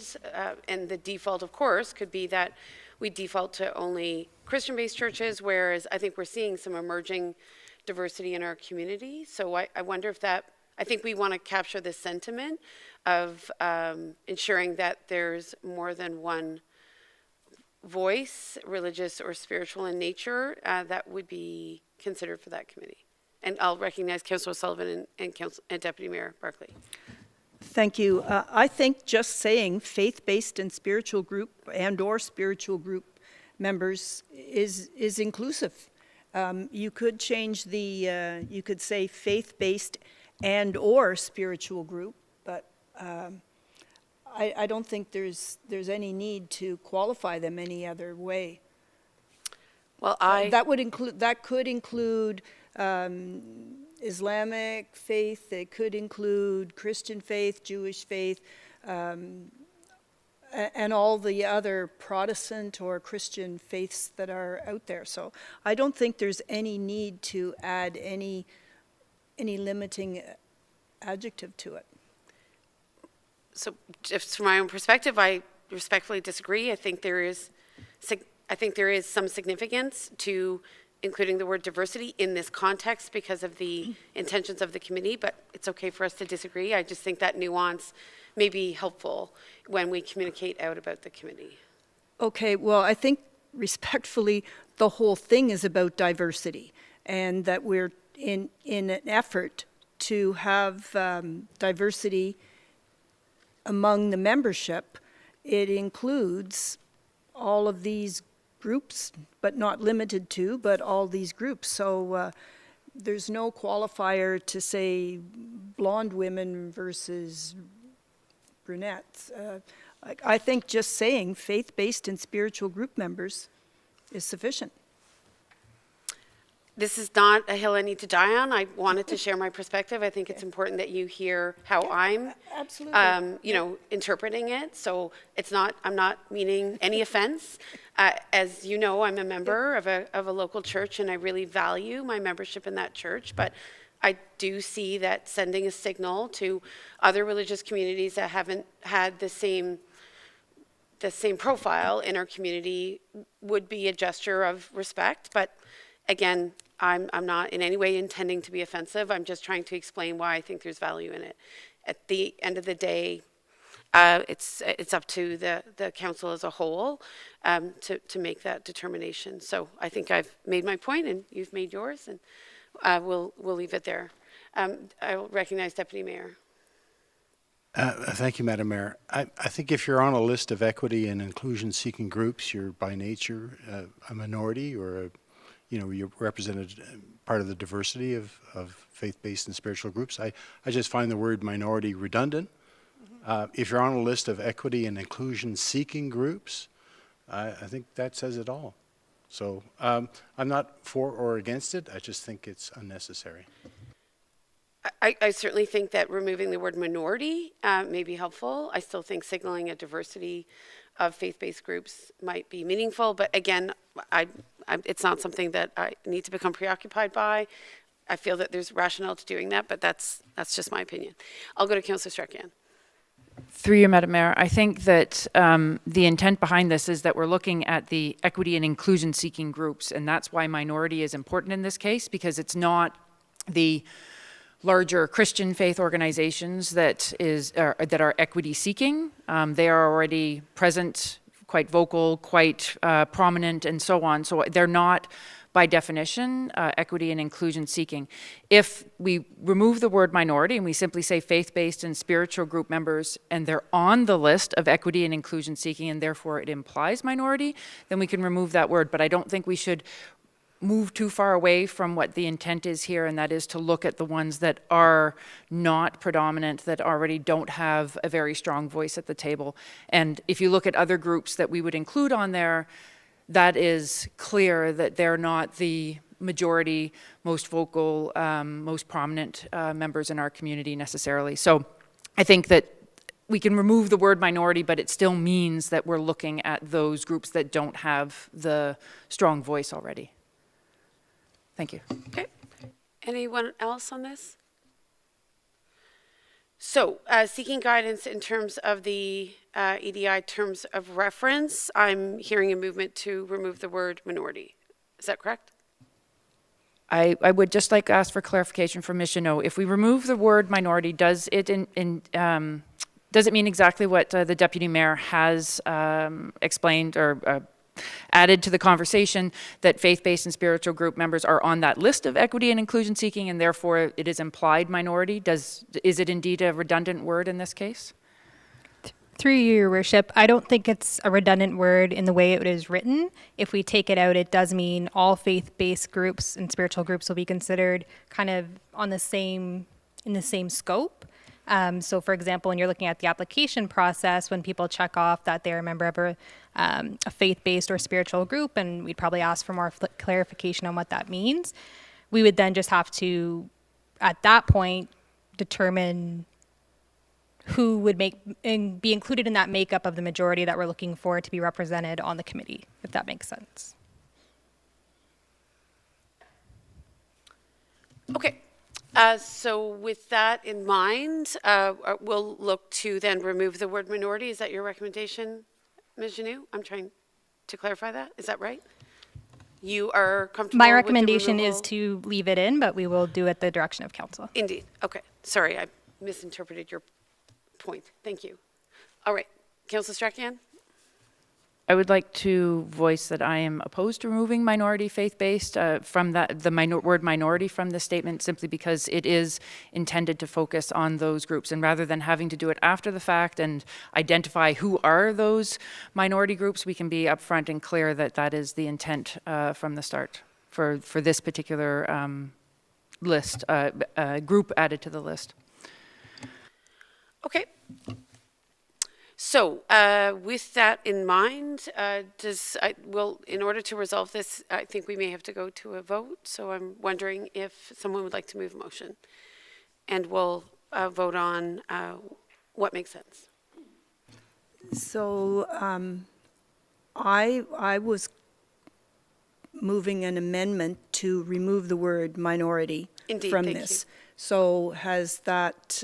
You are moving that amendment, is that right? Yeah, Okay. to accept the terms of reference, but remove the word minority, because if we are talking inclusion, then anyone from a faith-based group should be welcome to be in. So I would move that Okay. we... So let's look for a seconder for that. Does anyone wish to second the removal of the word minority? No. I'm not seeing a seconder, so then your motion cannot be considered by council. Okay. Okay. So with that in mind, that particular terms of reference in the context of this discussion remains as is. I think we're looking for feedback on any other terms of reference. Is that correct? If I may, Your Worship? Yes. Further to our closed session conversation? Yes. I would like to propose the amendment to add, subject to the Active Transportation Advisory Committee, to have representation from the campus and the Ferguson Forest Center, and the Agriculture and Rural Affairs Advisory Committee have representation from the Kemptville campus. Indeed, thank you. I'd also like to clarify the Mayor's Youth Advisory Committee in discussion with Ms. Tammy Holbert, who's been a tremendous resource for this committee. She's suggesting that we stipulate grades, not ages, certainly on the lower end. So she's suggesting that we stipulate that the committee is open to grades 7 through 12, in addition to anyone under the age of 21 who may not be in high school. But she strongly suggested that we use grades as a criteria, not ages. Councillor Strachan. To you, Madam Mayor. Did she give a reason for why grades versus ages? I'm just wondering, because does that work if you're homeschooled? Are you in grade 7 or are you 12? And so I'm not sure, because I think those would align in, I'd say, the vast majority of the cases. Did she provide a rationale for grades over ages? Yes, I think she didn't want to exclude any grade 7 who may in fact not meet the age criteria. So there could be a grade 7 individual who may be 13 or 12. I can't do the math in my head right now. So she wanted to be inclusive of any person in between the grades of 7 and 12. Again, this committee has a ton of flexibility, as you know, so I think we were just, Fair enough. It's only the first 3 months of the school year, so probably is picking nits, but okay. I Yes. just wanted to understand her Yeah. rationale. Thank you. and despite having kids who went through 7 and 8 and one that is in grade 7, I myself can't quite do the math. I think I have a grade 7 kid who's just now turning 13. So I think there was some consideration of, is it 12 or 13? So I think Tammy's advice was just stick to grade 7 and 12, but go up to ages 21. So if we can make that small adjustment, I think it'll may provide more or less clarity. Who's to say? There it is. Okay. So are there other adjustments, Ms. Workman, that you wish to flag, or Ms. Janou, you wish to flag? No. Okay. Yes. Just that the motion includes heritage in terms of solicited applications. It's not written. Okay. That we're not passing the written motion, but the spoken motion. Indeed. Ms. Workman, do you have that? Okay. So with that in mind, colleagues, is there anything else you want to bring to staff's attention when it comes to these advisory committees, in terms of the terms of reference in particular? I know we did suggest making an adjustment about CDAC having a particular role in the development and implementation of the economic development strategy. Ms. Janou, I don't know if that got captured, but perhaps we can just make that adjustment now. Correct. That's the 4th point on the Gotcha, slide thank there for you. Sorry, I missed it because I was focused on the Youth Advisory Committee. Thank you, that's there. Okay. Good, and I think we resolved the ex officio matter in our own way, right? So that's done, okay. So then, colleagues, if there's nothing else, I think then we can move the adoption of the terms of reference for all the committees as named, correct? Ms. Dunlop? Your Worship, I'm just looking for clarity from the clerk in regards to the change of the youth membership. Is there a separate indication or motion that needs to be raised before the adoption? Nope, that's fine. I have included it as part of the resolution motion. Okay. So with that in mind, I'll look for a mover and seconder. Need a mover and a seconder? Councillor Strachan, Deputy Mayor. Okay. With that in mind, not seeing any other, oh, Councillor Sullivan has a comment. It's a comment and a question. Back to the inclusion. The statement about the municipality of North Grenville is committed to advancing equity, diversity, and inclusion in every aspect of its work, including appointments to advisory committees. So further on, it says each advisory committee shall endeavor to have balanced representation from various, and then it says equity and inclusion seeking groups. And I'm wondering, is that necessary to be there? Can it just simply say representation from various groups, including but not limited to? Ms. Janou, do you want to comment on that? I know you were quite involved in crafting. Yes, through your worship. I think the intention there is the groups that we are seeking input from currently on the EDI strategy. So that's why it references the equity and inclusion seeking groups. So does the EDI strategy say that it has to be equity and inclusion seeking groups? Is there a definition of who those are, or can it not be just that we strive to include all members of our community, regardless? Through your worship, I think what we're hearing through the creation of this EDI strategy, that it is important to name these equity and inclusion seeking groups in order to make sure they get a seat at the table and are heard. Okay, so by including only those groups that are vocally seeking, we're excluding people who are quietly not vocally seeking to be included. Like to me, it's creating exclusion while we're really trying to be more inclusive. So if we just take that out and just say balanced representation from various groups, including but not limited to those groups. If I could just weigh in for a second, I think the reality is that the intent of EDI is to bring out those voices that historically haven't had the same access or the same representation. So as much as I hear you in terms of ensuring that there's good balance on the committee, I think we would be diluting the intent of the committee if we went down this path. It might be really interesting to, I know we're going to meet with our EDI expert on Thursday, and she might be able to provide insight on how the community engagement session went, or will go tomorrow, Wednesday, and perhaps that's a question we can put to her, and if we need to make further adjustments to the terms of reference, we could, in dialogue, after that meeting. Certainly, I think we've been relying on her to a certain extent to really help inform and shape these committees. They do exist in a variety of different municipalities, and my understanding is that kind of language is fairly standard. So I don't know if that gives you any comfort, Councillor O'Sullivan, but it's certainly perhaps worth a discussion with MRL on Thursday. Thank you. Okay. Councillor Barclay, Deputy Mayor. It might be unnecessary to say, but speaking from my straight white male privilege, I don't think the inclusion of that language prohibits participation by my cohort in these groups. Excellent. I would hope that it's true to some extent, for sure. Okay. So we have a motion on the table to adopt the terms of reference and to solicit applications for 5 different committees if we include Heritage. So I will look to any final comments, and seeing none, I'll call the vote. All in favor, please. Good. Any opposition? Indeed. Okay. Okay. So Councillor O'Sullivan is noted as opposing. So we'll move to the appointment of members to various advisory committees. Of course, we did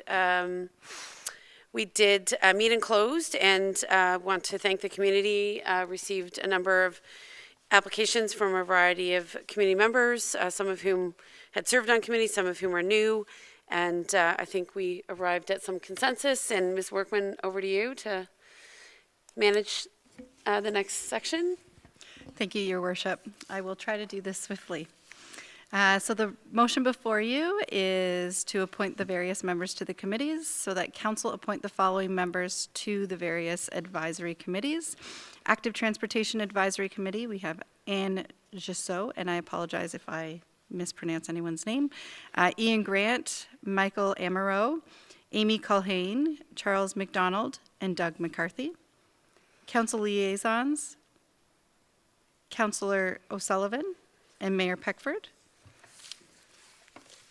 Campus Representative, Liz Sutherland, and the potential to add an FFC representative.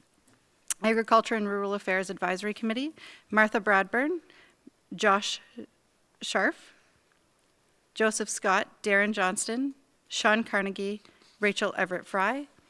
Council Liaisons, Councillor Wilson, Councillor Strachan, and a campus representative, possibly Leela Ramachandran. Arts and Culture Advisory Committee, Artist Lerner, Lisa Pushinsky, Tabitha Valiant, Susan Larner, and Nancy Derry. Council Liaisons, Deputy Mayor Barclay and Councillor Wilson.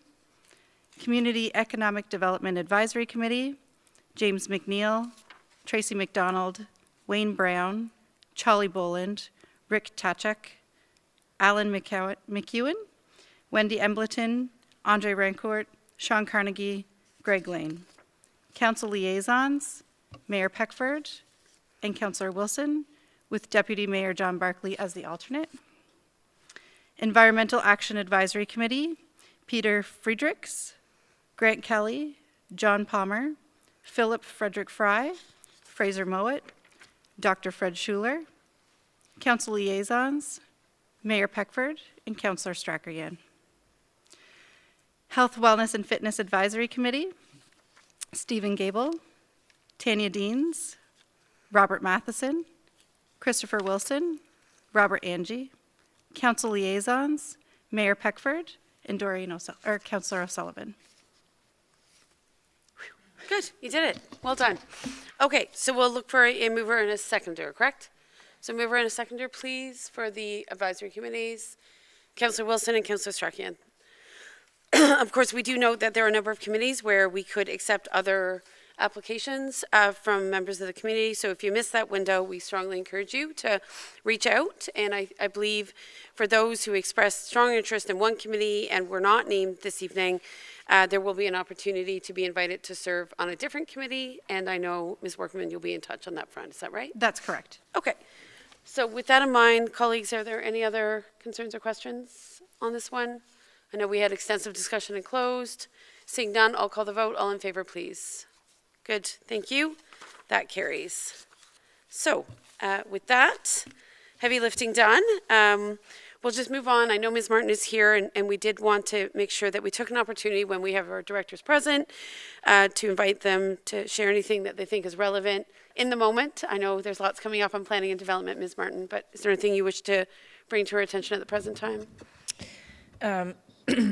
Not specifically. We do have a planning meeting coming up on March 15th where we will have two matters being considered, one being for 5 Queen Street, and the other one's eluding me at the moment. We will have 468 South Gore Drive coming back for council's reconsideration. And I don't believe we'll have a committee of adjustment. So planning matters and public meetings will try to keep to that matter, and I will be scheduling an update on the Bill 23 presentation, because it seems that every time I try to give it, something happens, like the loss of our live stream. So that's still ever present in my mind, and staff are working on bringing forth the downtown development charges exemption, which is due to come back before council in the month of March. So those are some items that you can look forward to over the next month. Look forward to. Anticipate. No, thank you. And we always know those planning meetings are quite fulsome. So we do look forward to the council deliberation and the fantastic information from staff. Ms. Dunlop, anything from Public Works at the present time? Thank you, Your Worship. Just the one item that we've already previously discussed. We are going out to tender for the wastewater treatment plant in the short term. We have been issuing our maintenance tenders, but with the budget passing, we will be a busy group for the next little while. Good to hear. I think that's the expectation, certainly in the community. Mr. Guy, Parks, Rec and Culture, anything you want to highlight? Thank you, Your Worship. I'll just mention that we were able to submit our grant to the Green Inclusive Buildings Fund for the former Oxford Mills Town Hall. It was due today, and it was submitted. The total budget we submitted was about $1.35 million, in which we're asking for a grant ask of around $945,000 over a 3-year period to complete the works. Excellent. It does not preclude us from starting works this year before we have knowledge of whether we're successful or not. Those expenses would be eligible. And the ministry is federal ministry or provincial? It's federal. It's federal, and it is through the Infrastructure Canada. I'm sorry? Through Infrastructure Canada. And they have a dedicated heritage fund, is that right? Or a restoration fund for heritage buildings? Well, heritage building is one of the eligible costs. It could be a recreation facility, Okay. a heritage building, a library facility, Okay. but And yes. it is the name of the fund again? Green and Inclusive Communities Building Fund. Okay, perfect. Okay, thank you. Good to know. Appreciate that update very much. Emergency and Protective Services, Chief Oakham, anything you wish to add this evening? Thank you, Mayor Peckford. I think from earlier this evening, I did promise to give a little bit of an overview on the fire incident. The fire incident was fairly significant in size and nature for our community, and has also generated some meaningful community interest. So based on that, I'm just going to get a little more fulsome report this evening than normal. So on Saturday, this past Saturday, February 25th, at approximately 12:38, the fire department was summoned to the report of a structure fire at 4 Water Street in Kemptville. The fire occurred in a mixed-use building which contained a restaurant on the ground floor and 5 apartments on the second and third floors. The business restaurant was displaced, and multiple residents as well were displaced as a result of this fire incident. Due to the age of the building, it was constructed prior to building codes. However, I'd like to make a point that the owner had conducted retrofit work on this building in compliance with the Ontario Fire Code. And while our Municipal Fire Prevention Division had conducted inspections in the past on the building to ensure fire safety compliance, with the fire code compliances that were in place, it was critical to the positive outcomes of this early detection and fire evacuation of all occupants of this building. Hence the importance of good fire safety practices. I'd like to note that the first fire officer that was on scene within 6 minutes after fire department received the 911 call for this call, and within 10 minutes, fire apparatus were arriving on scene and commenced immediate fire tactics. In all, there were approximately 20 North Grenville firefighters that were available to be on scene for this incident, and there were 8 North Grenville fire apparatus that also attended the incident. The fire department utilized hydrants from Kemptville's water distribution system, which provided adequate water for this fire. The weather did provide a bit of a challenge with minus 13 degrees Celsius temperatures that created additional safety hazards and put additional physical strain on our firefighters. As I did mention earlier, additional assistance was requested from our neighboring fire services excuse me, to help relieve North Grenville firefighters during their battle of this extremely hard fire. One of the greatest challenges was fire traveling in concealed spaces within this older building, including the attic space of the third floor, above the third floor apartments. I can inform you the crews used various firefighting tactics and equipment provided by the municipality, including cutting holes in the roof for ventilation, which I think many people observed, the ladder truck and firefighters on the roof. I can report that North Grenville firefighting equipment served this fire and the firefighters well. There were no reportable injuries to firefighters or occupants of the building. And the fire department declared an under control and all clear after 3 hours and 11 minutes of firefighting tactics. This incident took place over approximately 7 hours. That was contributed to this incident between firefighting, scene security, returning equipment back into service. I can also report that during the time, shortly after the fire incident, when fire apparatus was putting back into service, the department was summoned to 2 additional emergency calls in our community, one being a motor vehicle accident, and the second being a fire alarm activation in an assembly buildings in Kemptville. As your fire chief, I spent Monday and Tuesday conducting a thorough fire investigation, and that will continue again tomorrow and possibly for the rest of the week. At this stage, Council, I'd like to confirm that the fire was not a result of the restaurant. The fire originated in an upper story portion of the building, and as I mentioned earlier, traveled extensively through hidden spaces in the attic. The building owner was insured, and we are working with the insurance company. The fire department is working with the insurance company collaboratively in the best interests of the owner and the tenants. And on a final note, I'd like to have a safety note to our community. There will be some disruption in the vicinity of the building. We have closed the pedestrian sidewalk around the building for safety purposes. There will be some congestion on Water Street as agencies and workers tend to the building affected by the fire. And I think this will be somewhat long-term. And we apologize for any inconvenience this may cause for interim measures, but we ask the public to respect those safety measures. And that's my report on that fire incident. Thank you. We appreciate the level of detail you provided, and again, the considerable efforts over so many hours in inclement weather conditions, certainly on the basis of the fact that it was cold.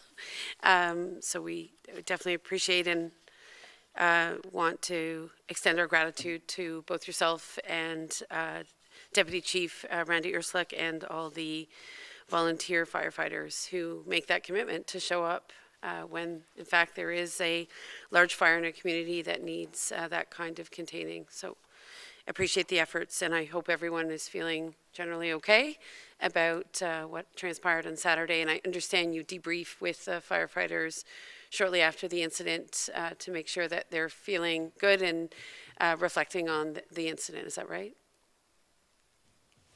That's correct, Mayor Peckford. We do a post-incident analysis, and we're not only have a vested interest in their physical rehabilitation from a fire like this, but also mental. You know, it's quite strenuous on the members, but we come together as a team and we discuss the incident, and we're there for each other. Great, thanks. Okay, so that concludes Emergency and Protective Services. We have no correspondence this evening, no other business from what I understand.